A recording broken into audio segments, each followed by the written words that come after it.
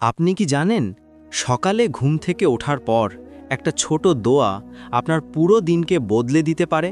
এক সকালে আয়েশা ঘুম ভেঙে নরম স্বরে দোয়াটা পড়ল। আলহামদুলিল্লাহ হিল্লাজি আহিয়ানা বাদামা আমাতানা ওয়া ইলাইহিন নুশুর। যে আল্লাহ আমাকে ঘুম থেকে জাগিয়ে আবার জীবন দিলেন, তার দিকেই আমরা ফিরে যাব। মাত্র কয়েক সেকেন্ড, কিন্তু দোয়াটা তার হৃদয়ে অদ্ভুত শান্তি এনে দিল। সেদিন তার সবকিছুই সুন্দর লাগছিল। বাতাস, চায়ের গন্ধ, মায়ের ডাক, কোনো টেনশন নেই, কোনো মন খারাপ নেই, কারণ দিনটা শুরু হয়েছিল আল্লাহর নাম দিয়ে। আর পুরো দিনটা ছিল শুধু রহমত আর বরকতে ভরা।